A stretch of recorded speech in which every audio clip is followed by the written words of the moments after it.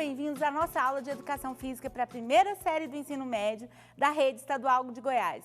Lembrando que esse é o projeto SEDUC em Ação, que terá programas diários com aula para o ensino médio. Eu sou a professora Silvana Thaís e o nosso tema de hoje é Esporte no Brasil, conteúdo importante para estudantes da primeira série. E a gente tem que começar a semana com um alto astral e vamos embora começar com a Educação Física.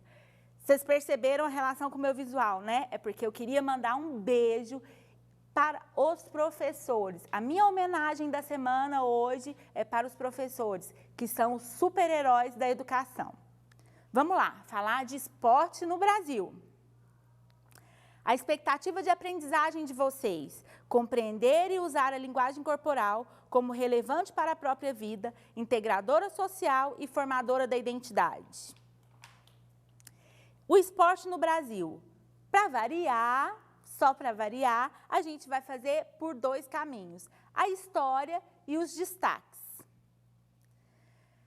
Eu organizei para vocês pontos importantes da história, são só os mais essenciais, porque como vocês sabem, o nosso tempo é pequeno, então não vai dar para eu falar tudo. Mas dentro dessa história, eu vou falar lá no período de 1641, onde realmente entendeu-se que existia esporte no Brasil, que ele veio através do turf, que os brasileiros, olha eu gaguejando, os brasileiros uniram aos holandeses e aos portugueses numa série de desafios e habilidades, destreza de força, e não temos notícia de quem eram os vencedores. Por quê?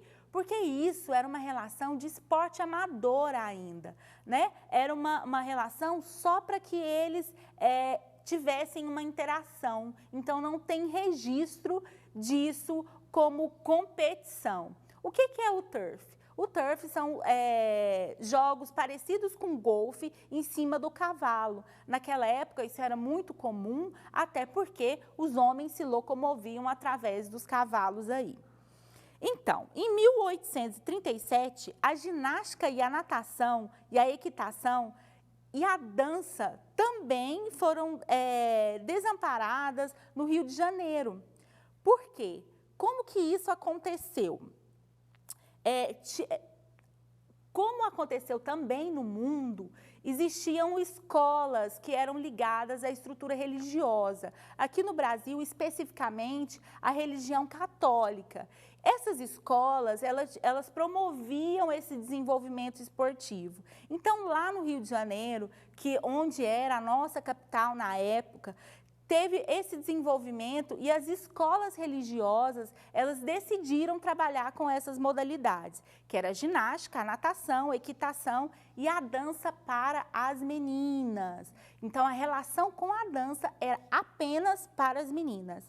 E isso acontecia nas paróquias e organizada também de forma competitiva para que incentivasse a relação cultural com a religiosidade. Isso em 1837, hein? Em 1846, considera que teve o início das competições de fato. E que esporte era esse? Era o remo. Por quê? Porque as províncias, elas estavam estruturadas na orla brasileira. Na parte interna do Brasil, ainda não tinha povoação. No caso, existia, mas eram os índios, e as pessoas que estavam desenvolvendo o esporte ali não tinham conhecimento desse avanço, né, dessa população ali para dentro do Brasil. Então, o que acontecia? Havia as competições de remo ali na orla brasileira, que começou basicamente no Rio de Janeiro, como eu já disse para vocês, porque o Rio era a nossa capital. Porém, na região Nordeste, mais especificamente no Recife, como lá no início eu falei para vocês do turf, né, a relação com o remo também aconteceu lá. E eram polos que existiam nessa relação muito competitiva, o Rio com o Recife. Em 1882, esse cara para mim, ele é muito bom, Rui Barbosa. Ele é responsável pela questão social, o desenvolvimento social do esporte. Professora, mas Rui Barbosa ele não era ligado à educação? Por que que ele está ligado à estrutura do esporte? Gente, é um ponto muito importante a ser tratado, é um ponto que vocês precisam prestar bastante atenção. Em todo o mundo, até hoje, o esporte ele é tratado ali na base. Qual que é o ponto fundamental para o desenvolvimento do esporte no Brasil e no mundo? Nas escolas. Uma escola que não tem uma estrutura esportiva, que tenta, que não tem esse trabalho esportivo, ela tem ali as suas dificuldades. Por quê? É do esporte na escola e que se desenvolve o esporte profissional no Brasil e no mundo. E quem foi o precursor disso? Rui Barbosa. Ele fez a inserção social e é dele o parecer da reforma do ensino sobre a importância da educação física e dos esportes na formação dos jovens do país. Então, ele foi o cara que falou assim, olha, é aqui que a gente precisa desenvolver, é aqui que a gente precisa trabalhar, é na escola que começa o esporte. Então, ele foi o cara que percussionou tudo isso e fez a reforma do ensino. Foi quando teve uma reforma, né, as bases, as primeiras diretrizes, foi Rui Barbosa que organizou, que propôs e organizou, e a gente tem esse legado para o Brasil até hoje em todas as estruturas educacionais. Em 1888, Duas Canoas fizeram uma regata. O que é uma regata? É o momento da competição entre duas canoas ou mais canoas. É o momento da competição de remo. A competição de remo, então, é chamada de regata. Duas Canoas fizeram uma regata no Rio de Janeiro, com um grande apelo popular. Então, a galera descobriu que aquela relação competitiva era legal e passou a assistir.